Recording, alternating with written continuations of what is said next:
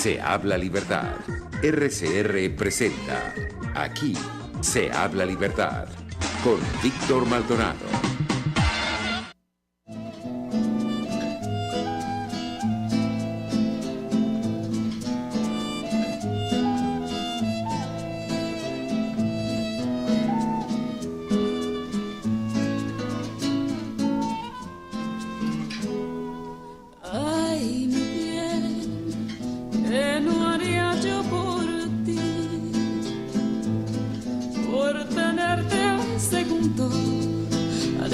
Del mundo y cerquita de mí. Ay, mi bien, como el río Magdalena, que se funde en la arena del mar. Quiero fundirme yo en ti. Ay, amores, 26 se vuelven de abril resistentes del año a los daños. 2023. Estamos en Aquí se habla libertad, escuchando al fondo a Shakira en una de sus canciones más bellas, Hay Amores, que es la canción del tema Amor en los tiempos del cólera. Algunos dicen que ella no ha cantado nunca más esa canción, no la ha interpretado más. No lo puedo confirmar. En todo caso, tenemos una versión bellísima, el que estamos compartiendo con ustedes. Shakira, Hay Amores. Hoy los católicos celebran a San Cleto, el tercer papa de cerca del año 80 de nuestra era, perdido por supuesto en la leyenda, pero bueno, se dice que fue el tercer papa, el tercer sucesor de San Pedro. Gracias a todos los que se conectan por rcr750.com, por las redes sociales @rcr750. En el caso de Miguel Fontán, @Miguel Fontán. En mi caso, @BJMC. A los que se conectan por TuneIn buscando a Radio Caracas Radio. Los que están siempre con nosotros en el Top Chat del YouTube, el canal de YouTube de RCR750 en vivo. A todos un abrazo. Gracias a Jaime Nestares en la dirección general de la estación, a Catherine Manzano en la gerencia de producción, a don Julio Pinto, el MacGyver de los controles. Catherine no solo es gerente, sino que además produce nuestro programa y lo hace excelente. Ya tenemos tiempo, Catherine, muchos años juntos, y el tiempo pasa, ¿no? Y con este programa llevamos de verdad algún tiempo, y yo en RCR que comencé compartiendo 3 veces a la semana con María Alejandra Rodríguez, pues otro tiempo más. El tiempo pasa. Y bueno, Génesis Rodríguez en la producción de contenido. Hoy es miércoles de Perspectiva, 26 de abril del año 2023, programa con Miguel Fontán. Este es un programa no apto para gente sentimental. Es un programa no apto para quien vive de la telenovela política. Hay mejores telenovelas, les recomiendo Café con aroma de mujer, la primera versión y la segunda versión, y la tercera si sale. Pero yo creo que Venezuela merece lo que siempre hemos pedido y exigido: sensatez, sentido de realidad, salirnos de la trama del ecosistema criminal, tomar distancia, exigir responsabilidad, no venganza, pero a veces exigir responsabilidad requiere de una claridad argumental que algunos confunden con violencia, y no es así. En todo caso, esta semana ha estado movida, pienso yo, por 3 eventos, pero Miguel Fontán tiene todo el derecho de sumar más cosas. En primer lugar, la partida de Juan Guaidó del país y la interpretación de esa partida como persecución política. A estas horas, Juan Guaidó está en Miami, totalmente a salvo, sin sufrir ninguna persecución. Yo tengo una pregunta, una interrogante que no he podido dilucidar: ¿dónde está su mujer y sus hijas? Me parece un despropósito si tomando esta jugada los dejó atrás. Eso no se hace, pero de eso no podemos opinar porque no sé si sigue en el país y bajo qué estatus. Esa es la primera cosa. La segunda es los resultados, la puesta en escena, la estética y la ética subyacente de esa conferencia internacional convocada por el presidente Petro y lo que la ensució o no. Y la tercera es precisamente la inminencia de una decisión de la Comisión de Primarias sobre su pliegue al Consejo Nacional Electoral. Y todo lo que eso podría significar, nosotros hemos mirado eso siempre desde afuera, nosotros nunca le hemos conseguido crédito, pero seguimos el argumento. Entre otras cosas, para probar nuestra capacidad de predicción. Tengo que decir desde el punto de vista de mi capacidad de predicción, que es mucha o poca, eso no es lo importante, que yo en junio del año 2019, o sea, 4 o 5 meses después de la juramentación multitudinaria del que en ese momento era presidente de la Asamblea Nacional, no por mérito propio, sino porque le tocaba a Voluntad Popular, y Voluntad Popular decidió que el cuarto en la línea de la dirigencia, que era Juan Guaidó, tomara esa responsabilidad. Porque las cosas hay que decirlas. Bueno, yo en junio del año 2019 dije que esa experiencia iba irremisiblemente por la autopista y la vía rápida de la irrelevancia. Y yo comparé al personaje con Puyi, que terminó siendo un artefacto de la que se valieron o del que se valieron los japoneses para mantener su dominación inestable en Manchuria. Puyi, el emperador de Manchuria, el último emperador patético a lo largo de toda su vida, que terminó como terminó, víctima de la revolución cultural, intentándose con él el reaprendizaje y transformando al que había sido el último emperador de China en un barrendero dócil y leal a el Partido Comunista Chino y a Mao. Bueno, lo digo porque estas cosas que yo he dicho esta semana no son nuevas. Y por cierto, ya desconté los costos, porque cuando yo dije eso, tuve que salir de Cedice, tuve que terminar de decidir mi salida de la Junta Directiva de la Cámara de Caracas, del cual yo era director ejecutivo, tuve que reacomodar mi sistema de relaciones, porque en el momento nadie me perdonó que yo fuese tan duro, o yo diría tan visionario, con lo que iba a ocurrir. Porque es que lo que Dios no da, Salamanca tampoco. Entonces, bueno, bienvenido, Miguel. Este es tu programa, nuestro programa, y quedas en todo caso en el derecho de palabra. Hola, querido Víctor, hola a los que nos escuchan. Bueno, yo creo que podemos empezar por ese camino que has delimitado, ¿no? Primero haciendo como un análisis metapolítico de lo que está ocurriendo, y el análisis metapolítico partiría por la forma como la sociedad comprende sus fenómenos políticos. Aquí lo hemos dicho mucho, tú también lo has dicho mucho, el tema de la solidaridad automática es algo que marca de inmediato el panorama político, y es un velo que no es el velo de la ignorancia de Rawls, pero sí es un velo de ignorancia en el sentido que te impide ver los fenómenos tal cual ocurren, ¿no?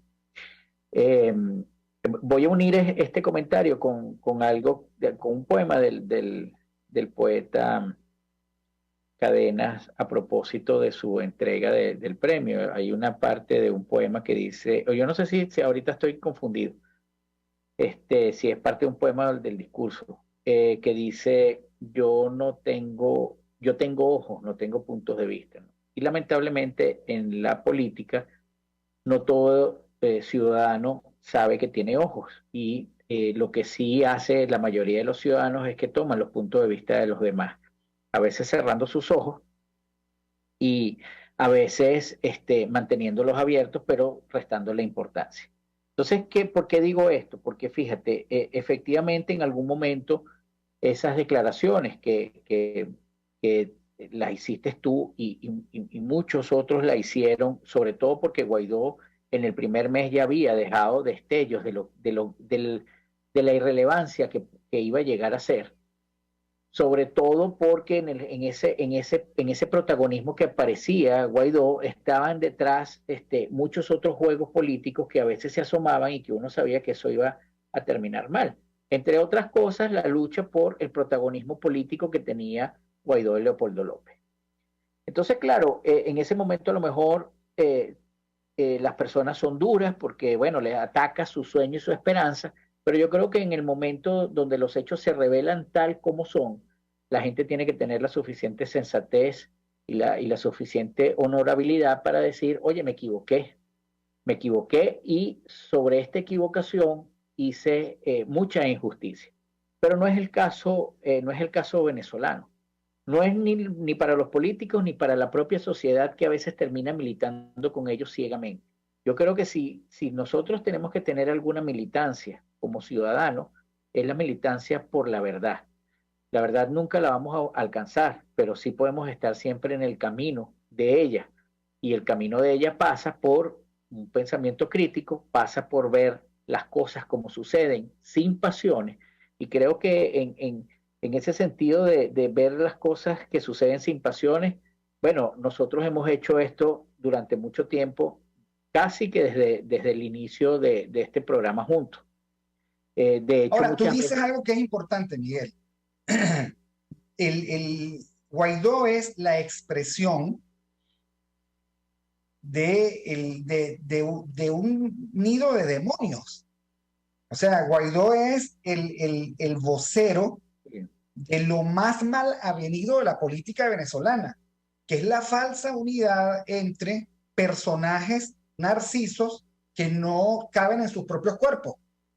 Leopoldo López, Julio Borges, Henry Ramos, el grupo de Manuel Rosales, y Leopoldo apropiándose de todas las jugadas en la que estuvieron involucrados también María Corina y Antonio Ledesma, pero hay que decirlo con claridad, la ingeniería de la jugada la hicieron 6, pero al día siguiente de la juramentación le dieron una patada por el rabo a Ledesma y a María Corina.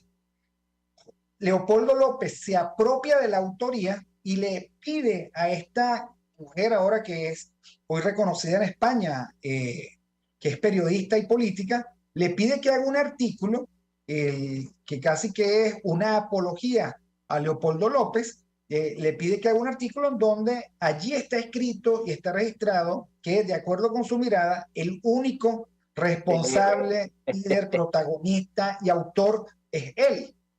Ahora, ¿cómo se lo va a quitar de encima? Entonces, no, claro, no puede. El Guaidó, por otra parte, se intoxicó de un conjunto de cargos, de mandatos, más bien que de cargos, y de lo que venía con eso, y del respaldo de 60 países, se intoxicó de triunfalismo, y hay que decirlo también, inmediatamente pensó que en lugar de cumplir el mantra, a él le correspondía desafiar al régimen y pedirle elecciones de inmediato. O sea, ellos mismos dañaron su propio racional, pero además ellos dicen que ese racional, que era el estatuto de la transición, era contra ellos. Y entonces, claro, en casa dividida solo cabe la ruina, dice la Biblia, lo dice el Evangelio. Entonces, hay que decir que uno no puede separar a Guaidó de sus creadores, como la comiquita del monstruo Milton, de hace muchos años. O sea, ese monstruo que se llamó el interinato, ese engendro que terminó siendo inútil para todo el mundo, menos para los que se dispusieron a saquear, para los que tomaron decisiones indebidas como pagar los bonos ilegales 2020, como para los que se lucraron en términos de reconocimiento. Bueno, teníamos embajadores, teníamos comisionados, teníamos aquí primera dama, teníamos jefe de protocolo, teníamos todo eso, bueno, pero todo resultaba muy machucado porque al final no había fondo, pero lo que quiero decir es que lo que fracasó y salió corriendo, o sea, el acta de defunción, el cierre de la obra, el epílogo que vimos, es el epílogo de todos. Ojo, que en los últimos capítulos descabezaron a la presidencia interina, en los últimos capítulos le quitaron la candidatura de voluntad popular a Guaidó, porque es que revisen las redes sociales, esto estaba cantado, esta No, salida estaba cantada, esto fue esto una estaba, jugada de laboratorio que no salió demasiado bien, aunque a lo mejor salió bien para ellos. no, esto estaba cantado de hace mucho tiempo y se mantuvo, hay que decirlo también, se mantuvo porque tenía dinero por detrás, mucho dinero por detrás.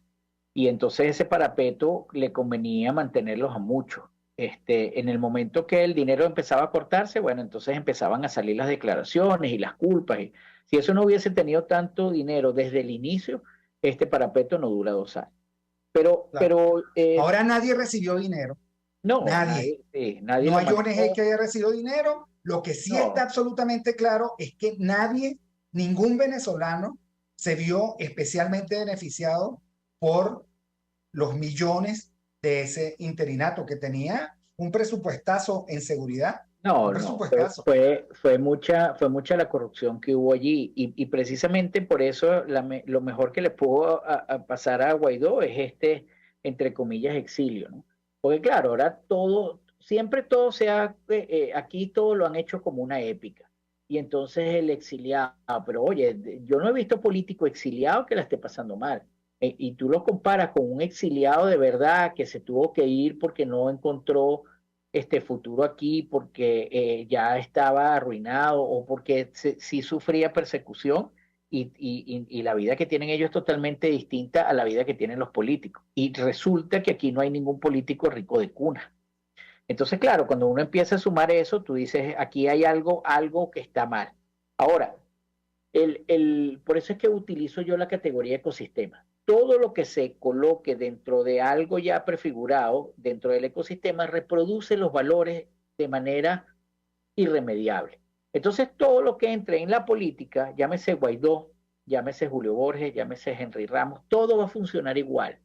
Por supuesto que la retórica y la dinámica puede en un principio ser diferentes, pero como el ecosistema reproduce sus propios valores, empieza a generar sus propios enemigos internos hasta que logra la pudrición de esa representación, que es el objetivo final de ese ecosistema criminal hacia el lado de lo que es la oposición. Fíjate, si uno agarra ahorita los discursos de María Corina y uno los compara con todos los discursos que se habían dicho en las primarias y en las elecciones antes, cuando uno decía que eso ya era insignificante, resulta que son exactamente los mismos.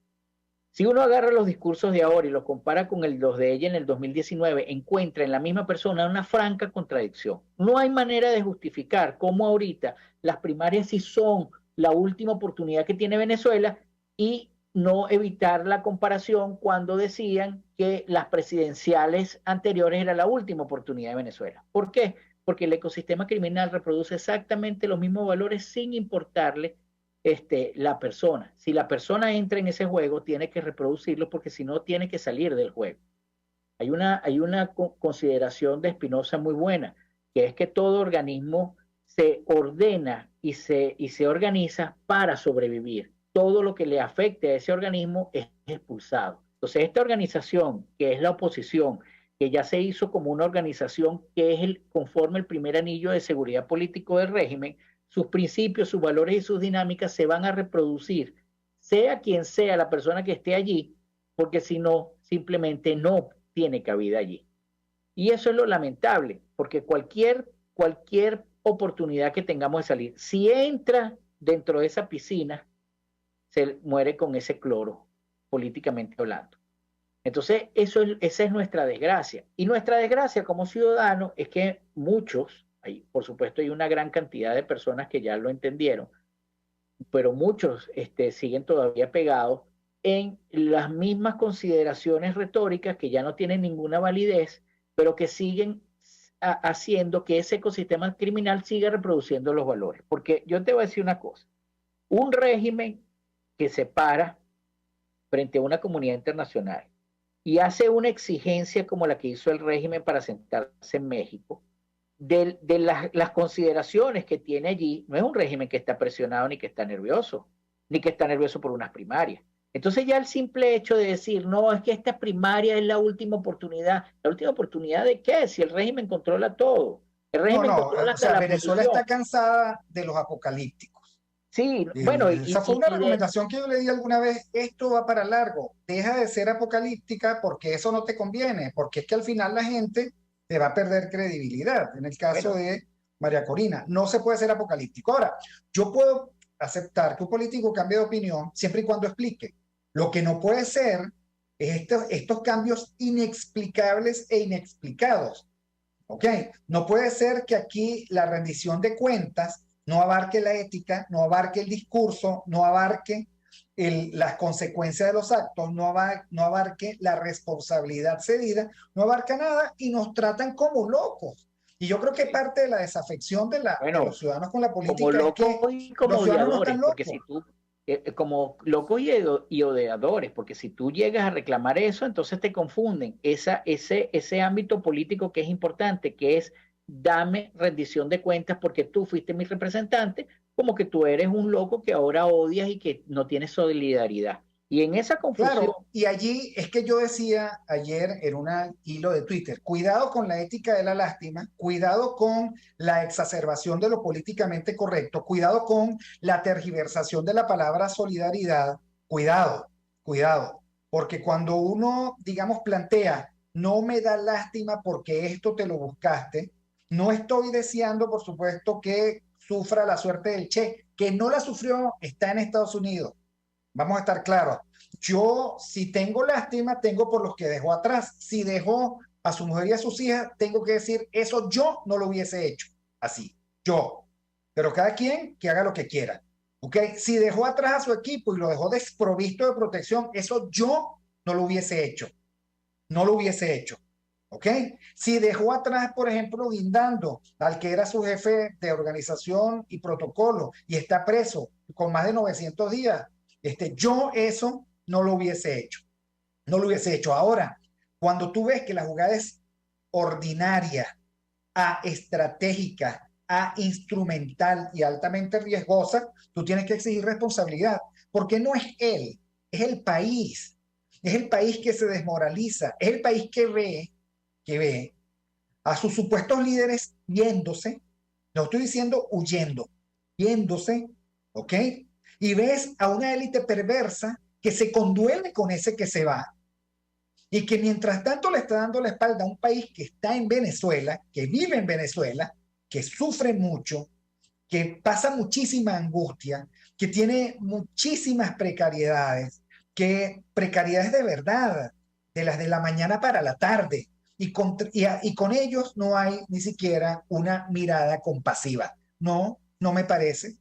Es que por eso te digo, no me parece. Entonces la gente se rasga las vestiduras. Por cierto, están activados los abajo firmantes, diciendo los abyectos que no quieren, que no muestran solidaridad, pagados o porque su corazón es así. No me vengan a joder con esa mariquera, la verdad. ¿Ok?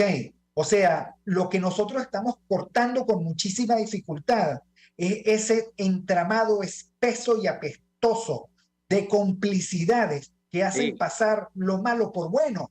Eso es lo que pasa. ¿Ok? O sea, eh, nadie se conduele por el sufrimiento ajeno y anónimo de millones de venezolanos. Nadie. No los veo rasgándose las vestiduras y echándose ceniza en la no, cabeza por los que se atreven a pasar por el Darién. Pero es que no los veo haciendo eso. No los vi cuando tenían los recursos del interinato. No los veo cerca de eso, sino para usar populismo. Y sí, entonces hay que hacer una especie de gran duelo nacional porque se fue el que hace rato estaba muerto políticamente, pero Víctor, muerto. ¿qué puedes Y que la sentir? verdad es que yo decía, en algún momento se va a ir. Sí, Con algún momento yo dije, que se vaya Ledesma, que se vaya Simonovic, o sea, el gobierno. La verdad es que el que se quiere ir se va, porque el gobierno no los detiene. Para un gobierno que supuestamente los tiene a todos y los vigila a todos y es panóptico, no vale, tú te vas y las jugadas políticas son tu no, y además, responsabilidad, la responsabilidad de cada uno. qué puede sentir un venezolano que cruzó el Darién, que tuvo esa desesperación para hacerlo, ver llegar a Guaidó tranquilamente por un aeropuerto con una maleta y además la ridiculez de algunos periodistas, es decir, el camino de la soledad del poder y esa trama y esa trama engañifa que al final lo que hace es no solamente hacer un relato cursi de lo que es la política, sino precisamente darle ese manto para que se esconda la alcahuetería, que es Bueno, una de las cosas. ahí te dejo una categoría para los trabajos que estás haciendo. Se llama erotismo cursi, ¿ok? Que es, digamos, la erotización cursi de la política. Oye, que tú no Sí, tienes argumento. Oye, que tú lo metes en cualquier televisora de América Latina y con esos argumentos no te dejan pasar. Que es que con eso no haces una telenovela. no, no. ¿Ok? Esa erotización cursi, que tomas una foto al heraldo de todos los fracasos, ¿ok? Y entonces tú dices que la soledad del poder, ¿cuál poder? ¿Cuál poder? ¿Cuál poder? No, Si lo que estaba, es algo así como el que se ganó una lotería. Él se ganó la lotería política, porque comenzamos diciendo que él no era, terminó siendo, ¿ok? Y lo puso Leopoldo porque era el más incapaz de su equipo, para que no le hiciera sombra, ¿ok? Y entonces se gana la lotería, derrocha la lotería, y entonces hay que tenerle lástima. La derrochaste, no, como diría mi suegro, y ojo, y con lo que en vino, representa, azares y placeres. no, ¿Ok? y con lo Ese que es un dicho representa maracucho. y con lo que representa ese derroche, porque si nada más te hubiese afectado a ti, bueno, te la derrochaste, pero resulta que afectó a un país entero y a muchas familias que precisamente lo que veían era en esa representación política la posibilidad no solamente de ser libres, sino de reunificarse, la posibilidad de tener un futuro en los muchachos, los jóvenes.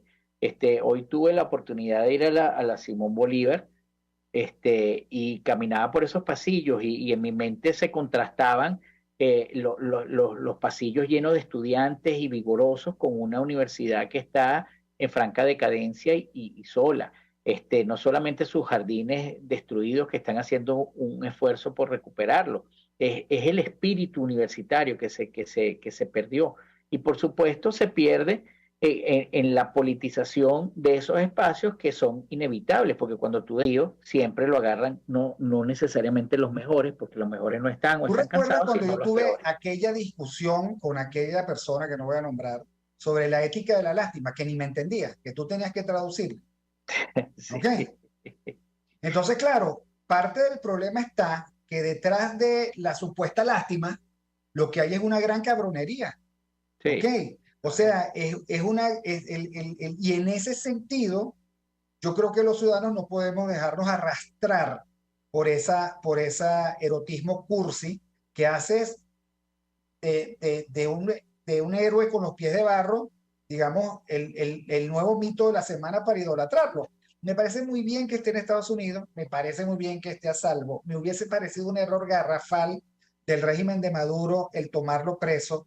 Me parece No, que fue poco delicado el gobierno de Petro que lo acompañó para que no le pasara nada hasta el aeropuerto, junto con las autoridades norteamericanas que fueron las que le compraron el pasaje y lo acompañaron hasta su país. Oye, millones de venezolanos quisieron tener esa mala suerte.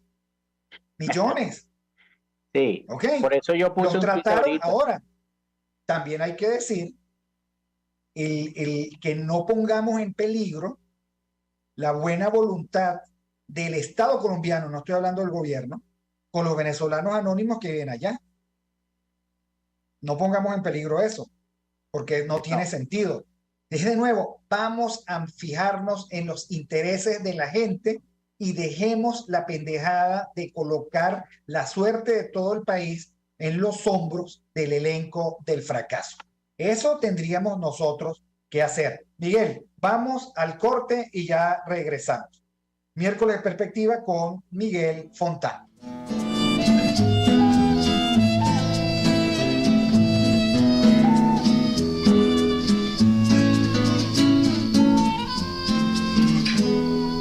Ay, mi bien, ¿qué no haría yo por ti?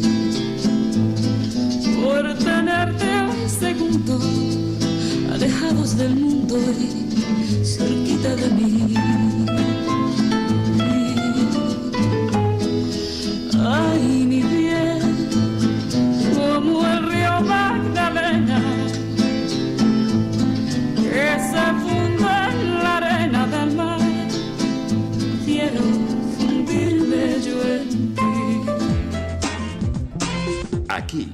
se debaten temas de interés nacional e internacional.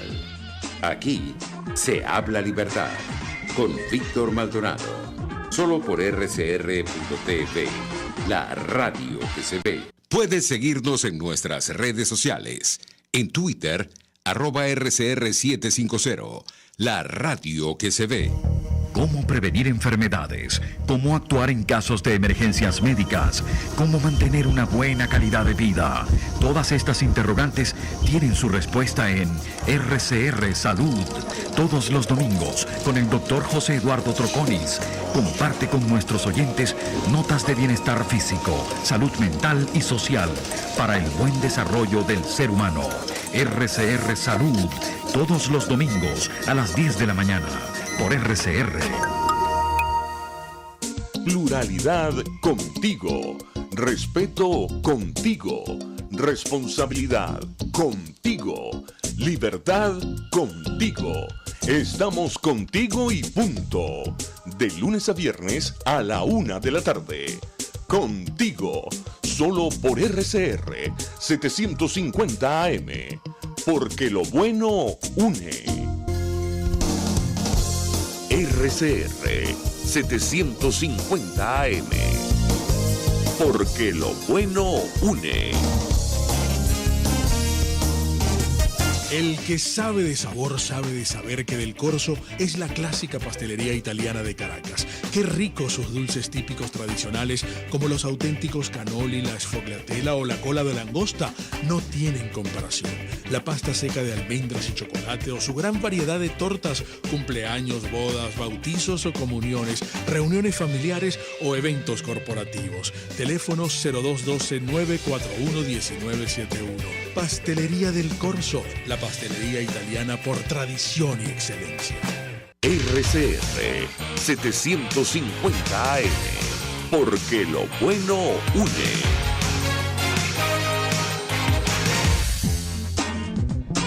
Ideas para alcanzar un país con libertad económica, democracia política y seguridad jurídica. Aquí se habla libertad con Víctor Maldonado. Solo por RCR.tv, la radio que se ve.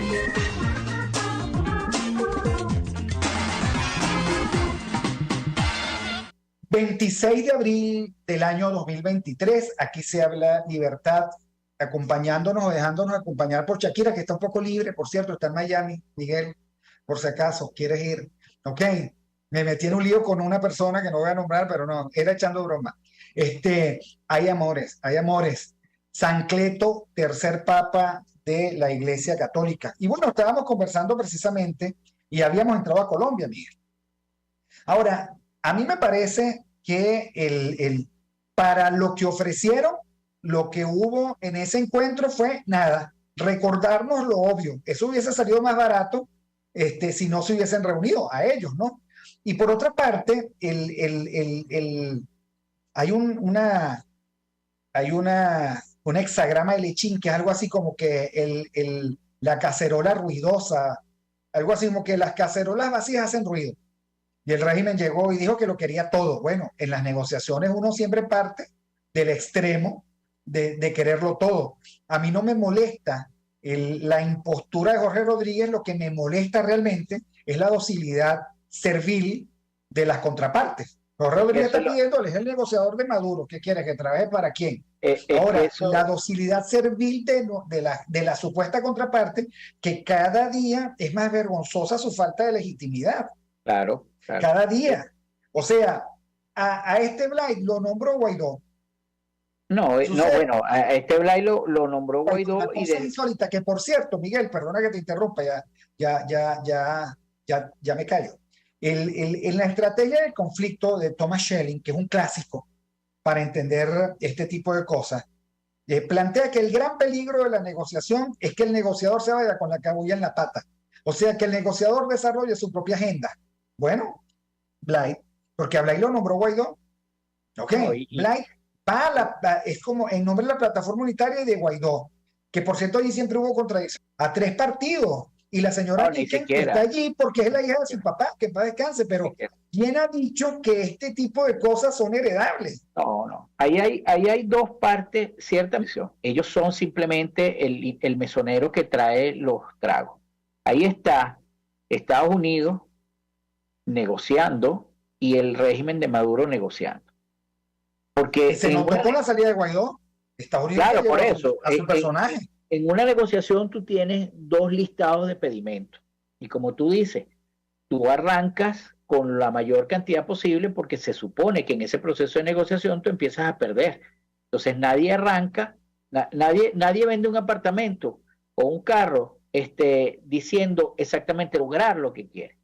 Bueno, en el caso del régimen, yo no creo que se conforme con menos de lo que pidió, porque precisamente en la actuación del régimen los ha llevado a que necesitan todo eso para funcionar de manera tranquila. Ahora, ¿a ti no te parece que ahí hay señuelos? Por ejemplo, pedir la liberación del supuesto embajador, es un señuelo. Si ya a su socio le quitaron todo, le quitaron hasta el nombre. Ok, sí, ya intervinieron los negocios del señor. Lo que pasa es que siempre es un riesgo tenerlo allí. O sea, ese señor le conoce la historia todo y siempre es un riesgo tenerlo allí. Y si tú pides la liberación, pues tú lo controlas. Eso es lo mismo cuando agarraron al pollo en Curazao. Yo creo que se va a amarrar para no venir para acá. Se amarra. Sí, es probable. O sea, por supuesto que cuando tú estás en la mafia de uno siempre son, te voy a demandar o las advertencias de las mafias que te vuelan una casa. Eso es así. Claro. O sea, por cierto, los juegos son distintos. Está volando cerca de Lechería. Sí, lo que quedó de ella. Entonces, ahora, claro, cuidado, que nosotros estamos viendo la estética mafiosa en su dimensión menos presentable, que es la violencia. Esto no es un pran. ¿Qué? Los pran lanzan una granada.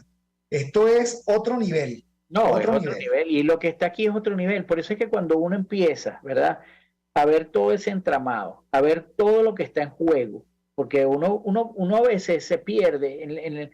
Si tú estás en el bosque, tú vas a ver un árbol que a lo mejor a la distancia es un árbol pequeño en comparación con los demás, pero como tú estás al lado del árbol, el árbol te parece inmenso.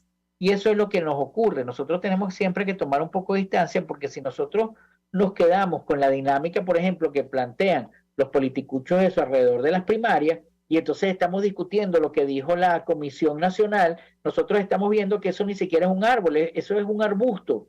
Eso es un arbusto que orina el perro. Cuando tú te separas, ves el tamaño de los árboles que están alrededor del arbusto y dices, como este arbusto va a ser sombra, no podemos olvidar el tema de todo el control que tiene el régimen y lo que significaría para todos esos elementos de verdad perder ese control. Entonces, cuando uno plantea y ve a desvanecido representante casi cayendo en la insignificancia, que es Gerardo Blay, hablando, que no dice nada, porque el otro ya hizo sus pedimentos. ¿Cuál es el pedimento de esa comisión? Ninguno. Ese pedimento de la comisión es que caen al piso, ellos se las empiecen a comer. Esa es la realidad. Ahí no hay una contraparte de la oposición. Las contrapartes están definidas. Uno en Estados Unidos y otro en el régimen. Y Petro es simplemente el mediador entre esas dos partes. Estos son el relleno, ¿verdad?, que está esperando a ver qué migajas caen para ver qué agarra. Creo que Víctor se me fue. Bueno, pero vamos a continuar mientras regresa. Estas son la contraparte, a ver qué migajas caen, y de esas migajas, por supuesto, buscarán algún beneficio, no solo para ellos, sino también para las organizaciones estas que ya se llaman partidos políticos, estimados amigos que nos oyen, que mientras nosotros no sepamos diferenciar lo que debería ser una representación política de lo que es esta representación política, nosotros no estamos haciendo absolutamente nada en pro, primero, de devolverle a Venezuela la posibilidad de tener una representación política que algún día haga algo por el país.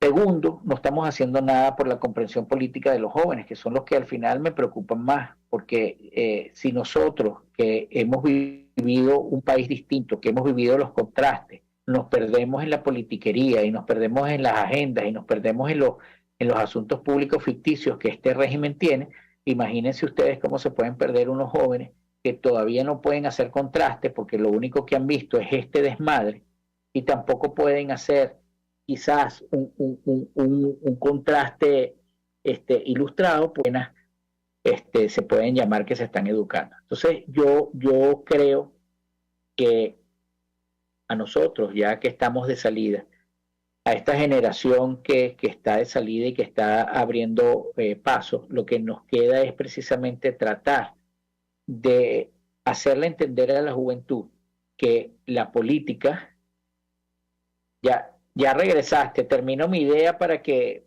pueda, estaba diciendo que a nosotros lo que nos queda como electoral, que la política es mucho más que una corrupción que todo el tiempo nace, se desarrolla y se multiplica, que la política es mucho más que una solidaridad automática que deja de un lado la responsabilidad del político en rendir cuentas y ver qué hizo con tu representación y el poder que le diste. La política es el espacio donde todos nos ponemos de acuerdo para lograr un sentido hacia el bien común que nos permita desarrollar la vida digna de ser vivida. Si nosotros no hacemos entender eso a los jóvenes, pues los jóvenes estarán irremediablemente condenados a vivir en la esclavitud o en la servidumbre voluntaria de aquellos que o bien tienen el poder o bien entran como meretrices del poder para precisamente tratar de ordenar ese rebaño. Yo creo que, como lo dije la última vez en el programa de Mingo, una de las cosas que nosotros tenemos que procurar es no envilecer nuestra alma, pero la responsabilidad que nosotros tenemos con el país es enseñarle a los jóvenes, ya ni siquiera perder el tiempo en contemporáneo, enseñarle a los jóvenes lo que es el espacio de la política, lo que debería ser el espacio de la política, y evitar con ello que jóvenes que entran en partidos políticos o jóvenes que quieren militar en partidos políticos empiecen a reproducir esos valores cabeza hueca de estamos haciendo algo, estamos repartiendo panfletos porque esta es la única... Y lo que pasa, tú tienes total razón, y lo que hay que romper es el circuito del discurso populista, porque al final, vamos a estar claros, lo que dicen no lo sienten y no hay compromiso. Exacto. Y por eso es que terminan siendo vacíos y por eso es que son presas de la corrupción, porque todo vale. Les enseñan oratoria, pero no les enseñan ética, les enseñan retórica, pero no les enseñan valores. Ese es el problema, ¿ok? Y los enseñan a calcular, y la verdad es que en el marco de un ambiente exageradamente nihilista, esa ausencia de valores se nota rápidamente en la descomposición. Ayer o antier, Pablo Aure, en un programa con Napoleón Bravo, que yo estaba viendo, lo decía, bueno, pero es que esas generaciones de jóvenes rápidamente se transforman en dinosaurios. La pregunta tiene que ir más allá de la evidencia. Lo que hay que plantearse es por qué eso ocurre. Y ocurre porque se da en el marco de una sociedad que lo que busca de sus políticos es eso. Ese es el problema. Y cuando la sociedad se hastiada y decepcionada empieza a buscar otra cosa, pero no la consigue. Pero también es una forma de hacer política, porque fíjate que en los espacios, por ejemplo, de los gremios estudiantiles, eso es un espacio político, pero es un espacio que no debe ser partidizado por partidos políticos, es un espacio donde la sociedad estudiantil se organiza para lograr mejoras de la sociedad estudiantil. ¿Qué termina pasando? Que tú buscas en las universidades esos dinosaurios que hacen de ese espacio político un espacio del partido político dentro de un lugar que no tendría que tener cabida. Entonces, claro, como no tienen el antídoto para diferenciar eso y decir, no, ya va, espérate, esta lucha no es de la misma lucha del partido político. Yo me debo a una representación estudiantil que tiene sus necesidades, que tiene sus anhelos, que tiene que luchar con un poder que en ocasiones es arbitrario y que debería dar más amplitud. No termina haciendo eso. Entonces tú terminas agarrando los espacios estudiantiles en espacios de los partidos políticos y termina el propio representante estudiantil aislado de esa representación, de esa comunidad estudiantil que lo eligió. Lo mismo que tú decías antes, sucede con el ciudadano. ¿Quién eligió a Gerardo Blay, representante de la oposición? Nadie. Y es que no lo necesita, porque tú te paras allí, 3 o 4 amigos. ¿Con quién discutió Gerardo Blay la agenda? ¿Con quién? O sea, bueno, la discutió con el régimen, el régimen claro, lo puso allí. esto opera como con el pasticho, ¿no? Tú levantas una capa de pasticho debajo de otra capa de pasticho. Entonces, hasta que te consigues con el poder fáctico, el poder fáctico, el poder fáctico, el poder fáctico. Sí es verdad lo que plantea Miguel Fontán, que aquí lo que hay es un juego de espejos. Eso es verdad. O sea, lo que se plantea es que con quienes ellos se ven, con ellos mismos. ¿Y quiénes son ellos mismos? El ecosistema criminal. ¿Ok? Ayer hacía una declaración un dirigente político de Un Nuevo Tiempo, que decía, los que atacan a la comisión de primarias, atacan las posibilidades del país. No, lo que pasa es que ese dirigente político está emparentado, enmaridado, plegado al ecosistema, al régimen, entra y sale y entra, está peor que Piqué, y sucede que él trabaja para el régimen, pero su operación es la cuerda floja perfecta. Claro. Ahora, ¿cómo es posible que la gente no se dé cuenta? ¿Cómo es posible? Y cuando algún político lo dijo, porque lo dijo el Capriles, que no es santo de devoción, Capriles llegó un día que estaba molesto y dijo, mira, entra y sale, explícame. Otro estaba allá y de repente vino no teniendo papeles. De aquí no. No teniendo papeles para hacerlo, ¿no? Y sin papeles. O sea, lo que estamos hablando es que hay una trama que a veces, como dicen en las redes sociales, error de la Matrix. O sea, no deberían mostrarse las hilachas y las muestra las hilachas. Se ve, digamos, demasiado vulgar. Ese es un teatro, digamos, de pueblo. Es algo así, donde tú ves la escena, el tablón, todo así. Bueno, eso es lamentablemente lo que probablemente en muchas ocasiones vemos que nos sorprende. Esto no puede ser verdad, tanta desfachatez. Sí, la desfachatez forma parte del proceso de disolución de la decencia, y cuando nos hacen convivir con la indecencia, entonces pues dañan las condiciones en las que debería de crecer la dignidad humana. Me conecté con Víctor Frank. Es que es la descripción perfecta de las herramientas totalitarias llevadas al extremo. Cuando tú no sientes dolor por aquel que sufre, que está en el barrio allá, y cuando tú te sientas en la televisión y pasas un día completo temblándote el corazón porque este hombre lo van a sacar, adóralo, a Estados Unidos, y tú te sientes la necesidad de rasgarte las vestiduras, de manifestar la solidaridad y decir que estás con él, un héroe, tú estás totalmente sometido y docilizado por el régimen totalitario, que quiere que veas eso y no que te des cuenta que el país es el que está jodido. Eso es lo que pasa. El marxismo llamaba eso alienación, y en el fondo es así, es la falta de identidad. Porque tú, ¿cuál debería ser tu identidad? Tu identidad debería ser precisamente con la vida digna, con lo digno, y no con esto que te construyen y te deconstruyen a cada rato. Porque tú ves a personas, o sea, yo quedé impresionado, Víctor, personas que hace 15 días estaban exigiéndole a Guaidó responsabilidad, y hoy me solidarizo y tenemos que estar solidarizados con él. ¿Por qué? Porque oye, vamos a hacer una cosa, y a mí que me den un poco de millones y me monten en el avión para irme a Doral y estar tranquilo allá viviendo, porque él no va a pasar trabajo. Él no tiene que hacer como muchos hicieron, de ponerse a trabajar en empresas de envío, almacenando cosas o haciendo Uber. Eso no lo va a hacer. Pero para eso solo hay que esperar. O sea, yo tomo de nota de lo que ha ocurrido estos días y me voy a tomar el tiempo por el hermano y la mamá. Para que vean. O sea, para eso hay que simplemente darnos el tiempo de esperar. Simplemente. Esperar para que la cosa es dulce, que no hay ningún sufrimiento que lo acompañara. O sea, estaba más protegido que nadie, y bien bueno, porque la verdad es que yo no quiero hacerme pasar porque deseo que ojalá se hubiese resbalado, se hubiese roto la boca, para nada, pero tampoco voy a sentir esa conmiseración universal que se siente en todo lo demás, a sentir en ellos y a exigirle a los demás, porque cada quien que haga lo que quiera, ¿ok? Pero sucede que lo que está planteado es, yo siento lástima y manifiesto mi solidaridad, y por lo tanto todos, y los que no sienten solidaridad son unos desdichados, abyectos, pagados o de corazón. No me vengan con eso. No me vengan Sí, con eso. yo ayer coloqué un tuit que decía mi solidaridad con la gente que sufre, con la gente que se vio imposibilitada de seguir en el país y tuvo que desgarrar su familia.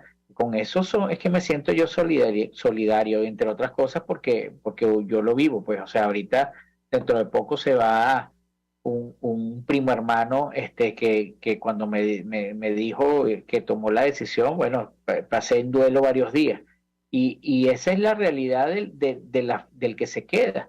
Entonces, ¿qué puedes esperar tú de la persona que precisamente pidió la representación y el apoyo para acabar con eso y resulta que lo terminó profundizando? Solidaridad no vale, y además es muy desfachatado porque él además dice, seguiremos luchando, pero ¿cuándo luchaste?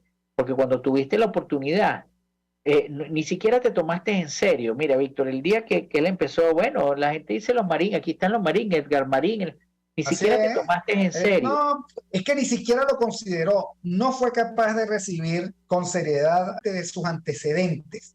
Él llegó, traicionó rápidamente el mandato del estatuto, hay que decirlo, se transformó en candidato, se distanció de Leopoldo, después se reencontró con Leopoldo, después entonces cayó en la tentación de renovar su mandato, porque digamos que los partidos se cambiaban, se alternaban la presidencia, y eso se acuerda el primer día de quién va primero y quién va después.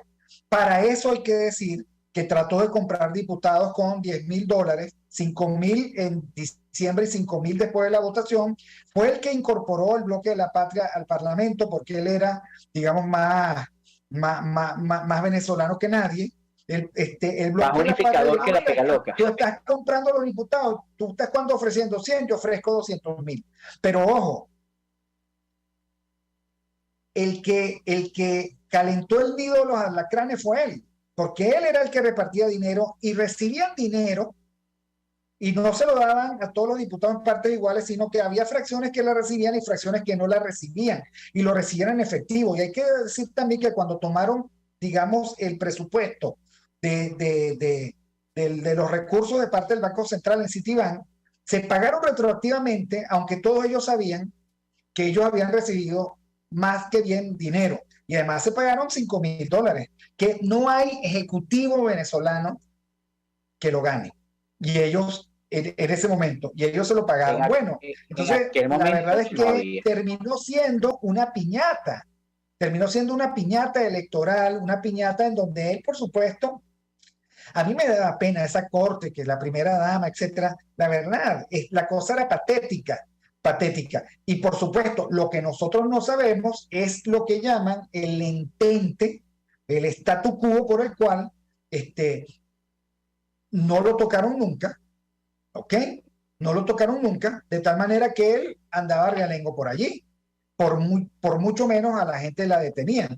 Entonces, él no aprovechó ni siquiera esa inmunidad que le daba la mirada puesta a 65 países para hacer algo que pudiera aportar, que pudiera dejar.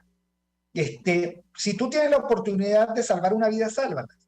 A lo mejor no son 100,000, una. Sí, bueno, creo que Víctor se nos cayó otra vez. Ahí me hizo recordar Ni siquiera la oportunidad, porque al final él se impuso, bueno. Me hizo recordar esa dirección política exterior, Borges, que se odian. O sea, hay que decir la verdad. Ellos nos quieren vender a nosotros la unidad del odio. Ellos se odian. Y por lo tanto, nosotros tenemos que dejar que ellos se odien, mirar para otro lado y buscar un liderazgo más sano, menos tóxico, menos podrido, ¿ok? Menos sepulcro blanqueado, para comenzar de nuevo. El que se acerca a esa toxicidad se intoxica. Y por eso es que yo lamento que muchos lo hicieron porque quisieron, pues. Creyeron eso. Sus asesores maravillosos los obligaron. Bueno, estás intoxicado, estás manchado, eso mancha. Y el país quiere alternativa y no hay alternativa en este momento. Eso mancha. Nosotros somos, como sociedad, somos escultores y forjadores del liderazgo político en un momento dado, sobre todo en Venezuela, que tú tienes que hacer una refundación del país si en algún momento la organización lo permite. Y yo creo que como escultores estamos muy mal, porque precisamente nosotros somos los que terminamos dando vida a personajes como Guaidó, a personajes como Leopoldo López, a personajes como Julio Borges, porque los mantenemos. O sea, es como manifestar solidaridad por Julio Borges, que vive en Valencia, España, por Leopoldo López, que vive en Madrid, España. Cuando vivió en Colombia, vivió en una de las mejores zonas. Yo estuve en un hotel al frente de su casa. Eso no, por favor, no han sufrido, han engordado. Han engordado. Okay. Y nos han mentido. Y el propio Pizarro, o sea, no hablemos de la alta dirigencia opositora, entre comillas. Hablemos Pizarro, Smolansky, todos ellos. Vecchio. O sea, ¿de qué viven? O sea, plántese frente al país, dígale, ¿de qué viven? Porque todo el que se va, que tiene que vivir con su trabajo, lo pasa muy mal. Es muy difícil. Es muy difícil cuando tú vives, que sea en Santa Mónica, y tienes que mudarte, qué sé yo, para un sector mucho más popular y de mucho menos nivel, en un país en donde nadie te quiere, nadie te valora, en donde eres un extranjero. Entonces, no, estos hacen upgrade. O sea, los demás bajan, estos suben, y suben como la espuma. Por favor. Eso es lo que te iba a decir, pero... Explíquenme ustedes cómo la mamá de Guaidó vive en Doral en una casa como la que tiene. Se la donaron los venezolanos. Chévere. Ok. Aquí todos son ricos de cuna, todos hacen tómbolas para donar casas, pero cuando entonces se pide una colaboración para alguien que se está muriendo de cáncer, como Rodolfo Smith, se muere en el Hospital Vargas, ok, sin ayuda. En paz descanse Rodolfo, y pido perdón por la alusión.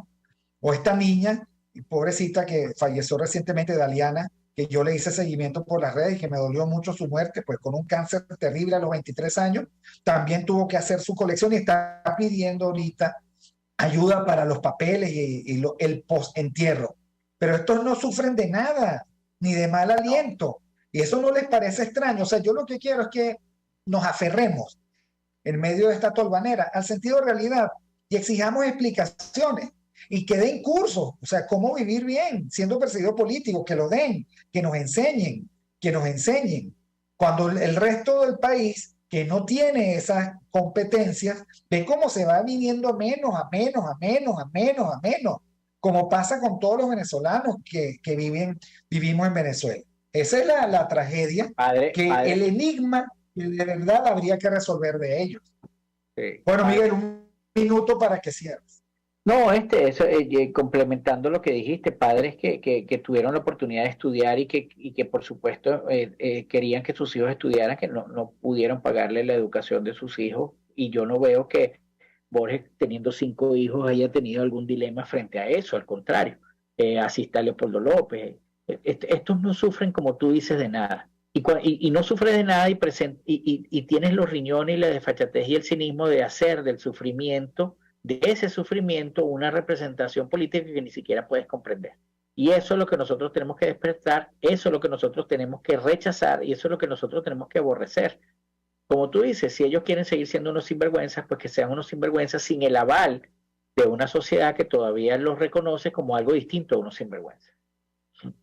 Bueno, muchísimas gracias, Miguel Fontán. 26 de abril del año 2023, miércoles de perspectiva. Gracias a Jaime Nestares en la dirección general de la estación, a Catherine Manzano en la gerencia de producción y la producción de este programa, a don Julio Pinto en los controles y acompañando a Shakira, y por supuesto Génesis Rodríguez en la producción de contenido. Chao a todos, nos vemos la próxima vez. Ay, mi bien, no haría yo por tenerte segundo, alejados del mundo y cerquita de mí. RCR presentó Aquí se habla libertad con Víctor Maldonado, solo por rcr.tv